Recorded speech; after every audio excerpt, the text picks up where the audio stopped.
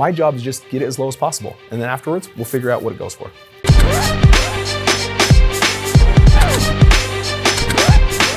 For a limited time, you can get a free copy of Jerry Norton's Deal Analyzer software, which runs the numbers on any property for you in seconds. Get it now at mydealanalyzer.com.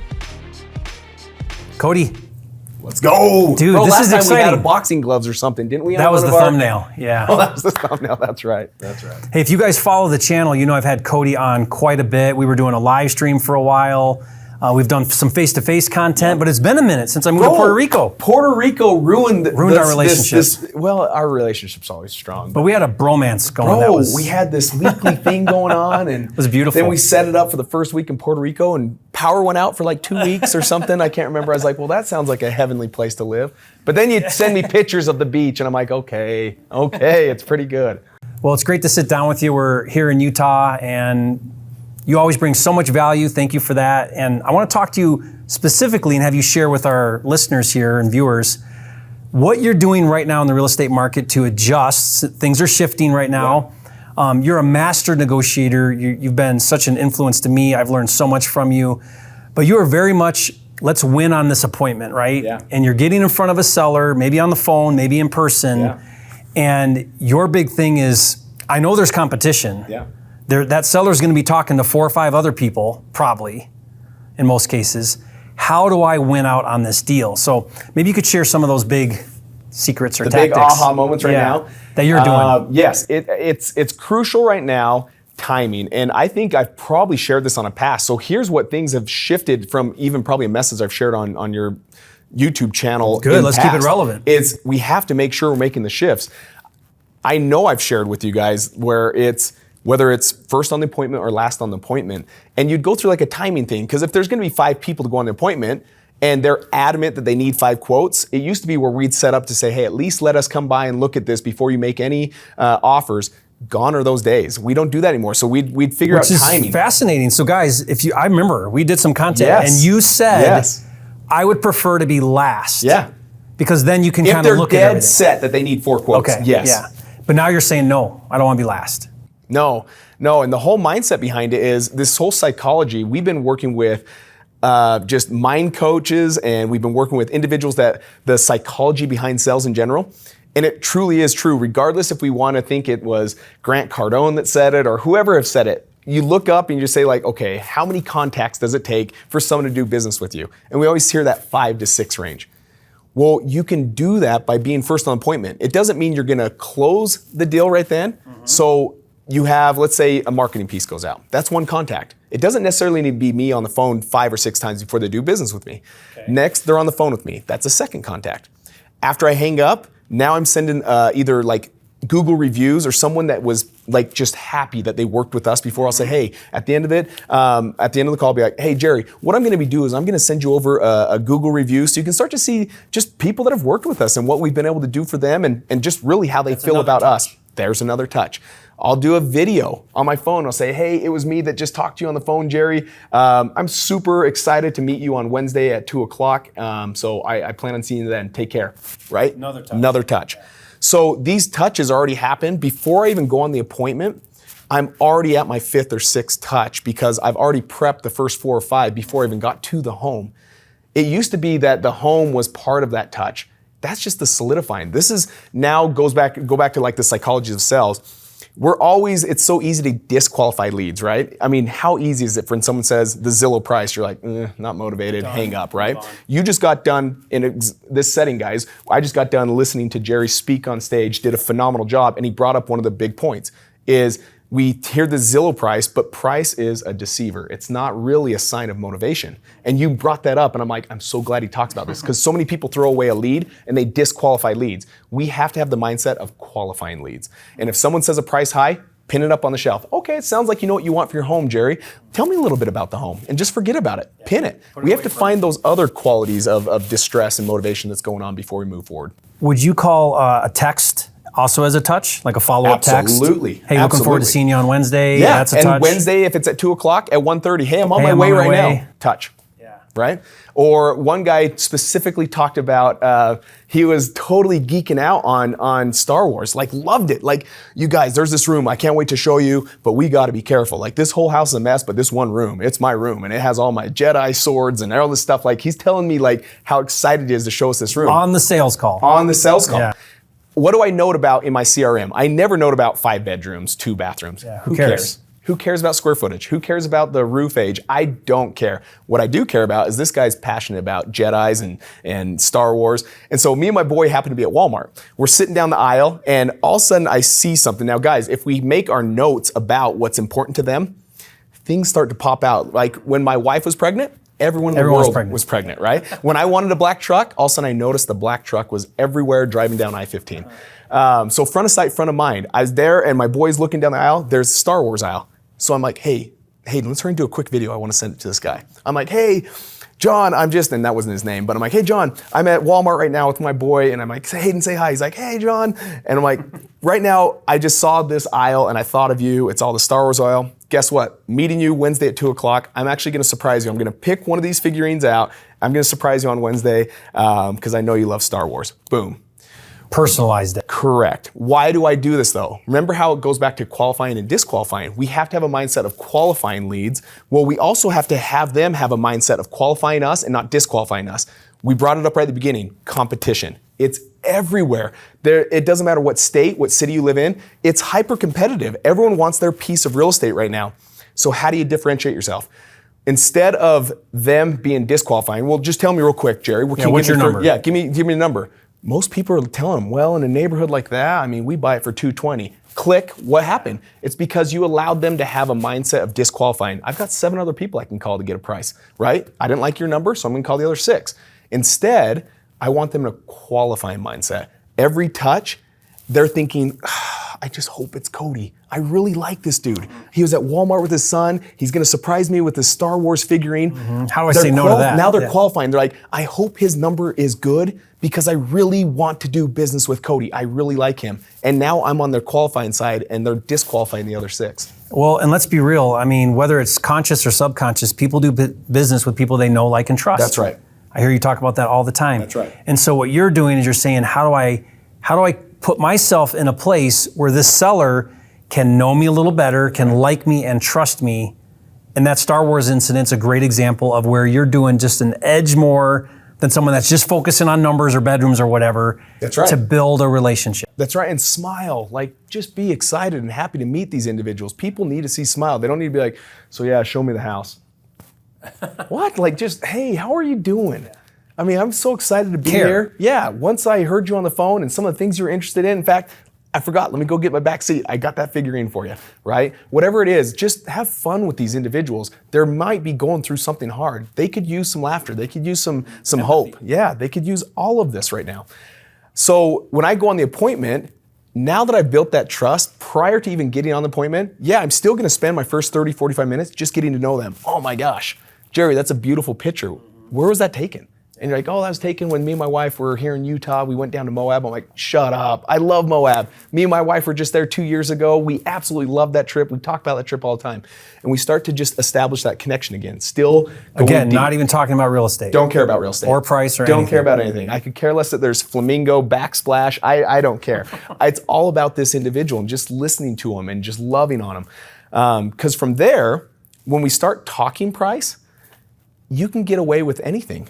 So and you're not the highest paying buyer. No. Like ever. No. Yeah, no, you buy deep. Guys, we've been deals where we're $30,000 less than our nearest competitor. Yeah, Cody buys at steep discounts. You're more bigger spreads, less volume, right? Yes. And so you go in for steep discounts and get them. That's right. And in fact, your videographer, Tyler, we were talking back while you were talking on the stage. We said it at the same time. It's certainty of closing. And all of a sudden, 2 seconds later, you're like, we have to deliver certainty of closing. I looked at Tyler, I'm like, this is it. That's the number one thing we have to do. These individuals are already in such a distressed situation.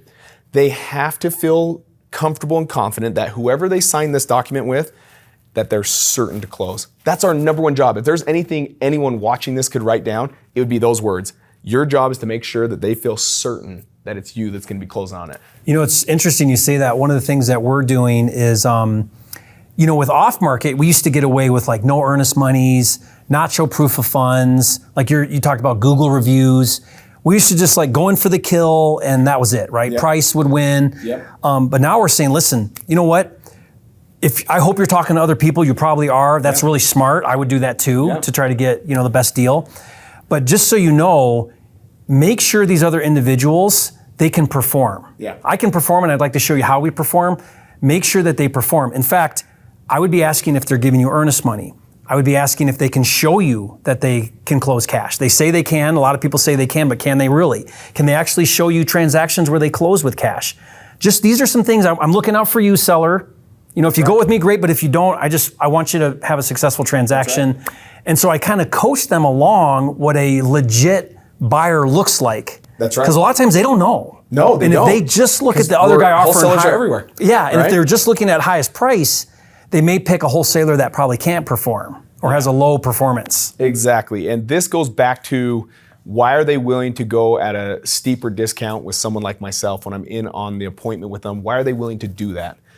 It comes back to that service quality, right? It comes back to, I think of back in when I was a young kid, my grandma, we'd always go out for Thanksgiving, and we don't do this anymore, but it was so special about her is she had the platter sitting in the middle of the table where you could like pick stuff Did it from. Spin? Yep. Yeah. No, well, this one, let me think. I don't know if this one spun, but it was her nicest stuff. It was like a silver one. And that's where like appetizers sat and all these things sat. And then as dinner came, they would remove it and put the turkey there and all this stuff. And I can remember it like it was yesterday. But this platter was what was like enticing. It's like, oh my gosh, I love sitting at this table because what's presented at this table. Same thing with us in sales. Now turn that platter on. What do? It's not that we're just buying home as is. It's not that we're just, because everyone can say the same things, right? I'll buy it as is. I'll close whenever you want. Pay the fees, I will blah, be able blah, to be, blah. there'll be no real estate fees. There'll be no appraisals. It's just all taken care of. Well, everyone can get caught up in saying that same thing, and that message is kind of just in and it's out. So what are the differentiators? And that's where you can talk about, well, tell me, what helps you? Have you found a place to move? Like, no, I haven't. So Jerry, I'm trying to think through this. You said you wanted me to buy your home as is. I can understand that, and we can do that. But it sounds like something over and above that is you need to live in this home maybe for 30, 40 days until you find a home. And you're like, yeah. So if I'm able to do something like that, put something like that together, I mean, does that actually help you, Jerry? Mm-hmm. And you're like, yes, that helps me. Man, that's awesome, right? Now we're building out this platter for say, where they're like, this is why I'm going with Cody, because I'm willing to sacrifice this price because Cody has built this platter where now they're putting a price on the platter. This is the best part, we'll get to this, I never tell the price of the home. I have the homeowner now tell me the price, what they're willing to put on this platter. Because I heard you say this, you say, what would something like that be worth to you? Yeah. Or now I can get away with anything, right? I built a trust now where I can say, let's say your price is $300,000. I can say, hey, Jerry, to be honest, in a perfect world, I'd probably be around $175,000. Well, what are you going to say instantly? Oh my gosh, I can't do that. Right. I need 300. But are you going to kick me out? No. No, because we built a relationship. Yeah. So you're going to be like, so you're not going to turn off. That's right, because I took time to do the 5 contacts, build trust. Now I'm sitting here still having a conversation. Yeah. They haven't kicked me off. All they did is tell me no. Well, if we know from Chris Voss, where never split difference, there's 2 things that are super important. Your offer has to solicit a no, and it has to be unrealistic. 175, very unrealistic. And what did it solicit? A no. A no. You told me no. It's okay, because now guess what? I'm still not going to give you a price. Now what I'm going to say is, so tell me this, Jerry, though. I appreciate you. Again, that's in a perfect world. But Jerry, tell me this. How close can you get to that number? And then you tell me. Yeah, then now I throw out a number. I could probably do $250. I just got a $50,000 discount, and I didn't set the price. You set the price. Why? Because you're looking at this platter, and you're like, man, this actually solves my problem. He's going to let me live in the house 30 extra days. He's going to provide a dumpster for me so I can junk some of this stuff out. He's going to do this for me. He's going to help me move to my next house. And because of that, I'm willing to jump down $50,000. Is that my end all be all? No. My job is to get it as low as possible. I don't even spend any time on comps. Everyone's like, oh, I need like 20 minutes of comp. And I'm like, I need 10 seconds. Yeah. I just don't care about the comp. My job is just get it as low as possible. And then afterwards, we'll figure out what it goes for. Yeah, genius. Yeah, one of the things I've heard you do is when you lead out with like this desperation, it comes through in your communication. Commission breath. So you'll say to a seller, I'm probably not your buyer. Yeah.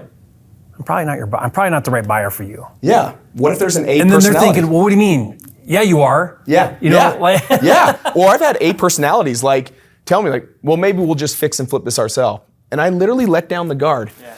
Do you know what? It probably is. From what you're make saying, the most money. It sounds like it's pretty clear that I'm not your buyer. But here's the thing. I told you this from the first time we talked. If I'm not your buyer, I'm still going to sit here and we're going to figure out what your best option is. So let's go through that. Yeah, let's walk through your home. And I've done this where I grab a piece of paper and I walk around the home with them and I grab a pen. I'm like, we're in the kitchen right now. Yeah. I want to help you. If I was to fix and flip this home, I know what I would do, but I want your opinion. What would you fix and flip in this? Well, the cabinets look pretty good. And here's the best part, you can blame retail buyers.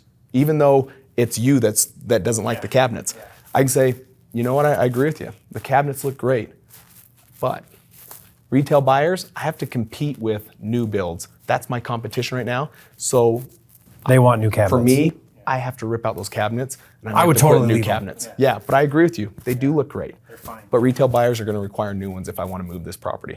Now, with interest rates the way they're going, Jerry, this is important to me, that I have to make sure I do this right so that I can move this property quick. But let's go to the bedroom. What do you think about this one? Well, I know the carpet doesn't match this hallway. Yeah. Do you think that's a problem? Well, I don't think it's a problem. I agree. I don't think it's a problem for most people.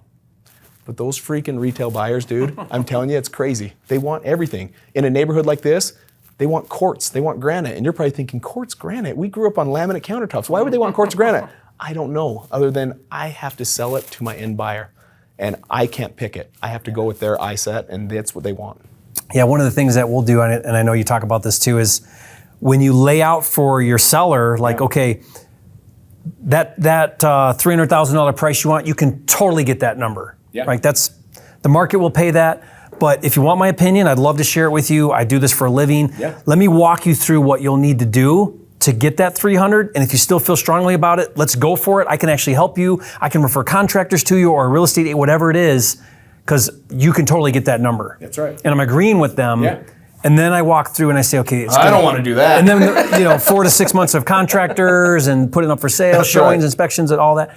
And I said, but if you're willing to do all that, let's go. Yeah. And a lot of times when you show them what it takes to get that number, or, hey, if you want to just be done in a fast, easy solution, let me show you what that looks like. I don't care either way. You decide. Right. I'm just here to help. That's right. I'm here to help, lead, and guide you.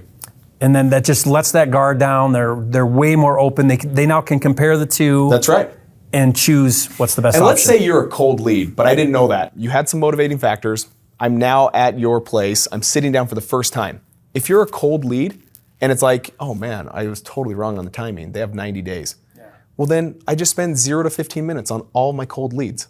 Yeah. But guess what? You still did something powerful. You made a human-to-human contact, and you just made another contact on top of those 5 to 6 contacts to help people want to do business with you. If it's a warm, medium lead, 15 to 45 minutes. I'll sit at the home and just talk with them. It's a hot lead. I do not leave until that contract's signed. So you walk out of there with a contract. That's right. Yeah. That's right.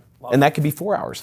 I mean, it's not unheard of. Our team, Mark, my business partner, walked out on one at 2 a.m. in the morning with the contract. And it started at I want to say it was 9:30. They were at a health theater what would you call that? Like a theater play. And they didn't get back until late. But guys, and that's when it started. Let's put this in perspective. Last time I talked to you, your average wholesale fees were in the 30s. Now they're 50. They're in the 50s, and who knows how long that's going to ride, right? But right now in a very bull market, and it has been for the last few years, it's been healthy. It's been about 50, 55,000. But you invest in your sale process. Oh my you gosh. Invest in your leads. Always sharpening our axe. And your follow-up. Was it Lincoln that said if I had 6 hours to cut down a tree, I'd spend the first 4 sharpening the axe? That's what we do. We sharpen the axe every single week. We are training every single Tuesday. There's not a Tuesday that doesn't go by that we're learning some kind of acquisitions negotiation process. And guys, to wrap this up, I do want to put this out there. So Cody and his team, they have JoeHomeBuyer. JoeHomeBuyer is the franchise. It's really cool. It's growing like crazy. There's 50 some. Over 50 now. Yeah, across awesome. Multiple markets. What they do is they help investors really dial in the entire process of wholesaling and build out a successful business. You guys are really good at it. I'll put some information if it's all right in the description. You guys, if you're if you're at that level where maybe you're doing, who's the ideal person? Doing a couple deals, want to up the game? Well, we have people from all over, right? We have people that are in the retirement stage, but they're like, my retirement's not going to help me out here. I still have 20 years of life left, right? And so they're joining and they're turning over 401ks into it to get their business going. But brand new? Brand new Okay, people. so you do have brand new? You have to have money, right? Yeah. There's going to be a location fee, and you have to have money to get going with the marketing. For sure. Our job is not to have you get your first deal in your first year. We have to get that as quick as possible because that's what turns that faith to fact and gets you rolling. So another one of my favorite is I had a lot of individuals from my past business that I owned that are now just converting their current operations. They're currently doing $500,000 up to $1 million, and now they're converting it over to a JoeHomeBuyer because they're able to see the big picture. They're wanting to go from the 3 to 5 a month to the 10 to That's right. a month. Yeah. That's right. Yeah, and so even awesome. multiple locations. That's very cool. So exciting, guys. If you really want to take this to a whole new level, Cody can help you do that with his JoeHomeBuyer program. So check that out. And man, let's do this more. Bro, move back from Puerto Rico. No, you moved to Puerto Rico. You sell my wife and I'll move to Puerto Rico. Then she can't talk to my wife. Deal, or it's done. It'll be a done deal. Yeah, it won't happen. To the negative. Awesome. Well, thank you again. Guys, if you haven't, be sure to subscribe to the channel, and we'll see you on the next video.